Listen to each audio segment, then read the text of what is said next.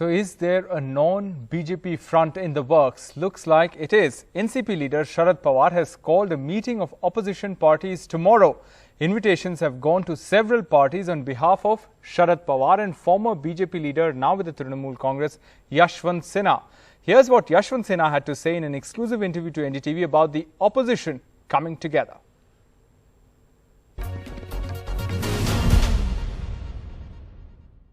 Sir, हाल यदि हम देखें बंगाल विधानसभा के नतीजे या फिर कोविड के जो दूसरा लहर हुआ है उसमें सरकार की कमजोरियों को उजागर किया है, तो आपको लगता नहीं है कि ये सबसे अच्छा मौका है यदि विपक्ष एकजुट हो जाए तो?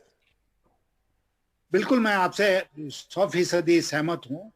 ये एक बहुत अच्छा मौका है, विपक्ष को एकजुट होना चाहिए।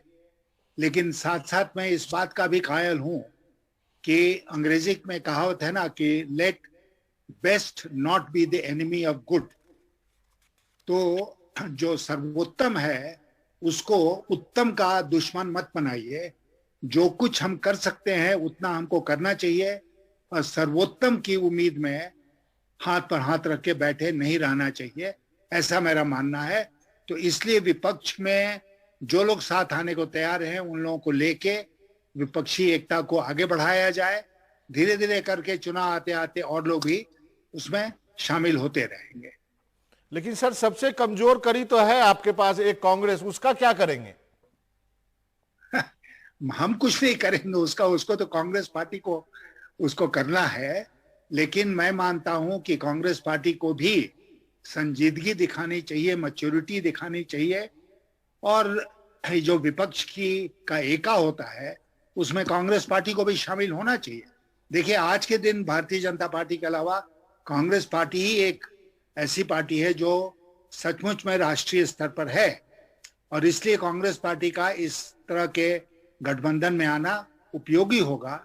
लेकिन ये फैसला, इसके बारे में सोचना, शर्तें तय करना, ये कांग्रेस पार्टी का काम है और मैं उम्मीद करता हूं कि उसमें बहुत सारे मैच्योर लीडर्स हैं, वो इसके बारे में सोचेंगे और कोशिश यही होगी कि कांग्रेस पार्टी भी विपक्षी एकता में साथ आए।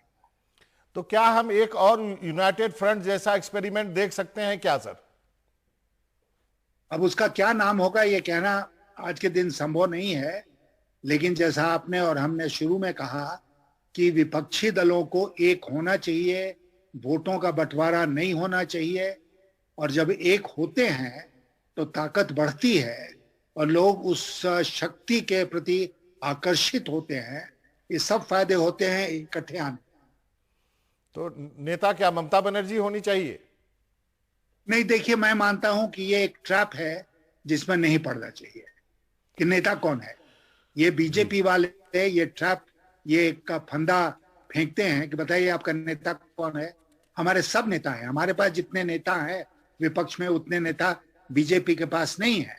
तो इसलिए सब लोग इकट्ठे आएंगे और अगर जनता का आशीर्वाद मिला और लोकसभा में बहुमत मिला तो मुझे पूरा विश्वास है कि ये सब लोग मिलकर प्रधानमंत्री चुन लेंगे, उसमें कोई दिक्कत नहीं होनी चाहिए।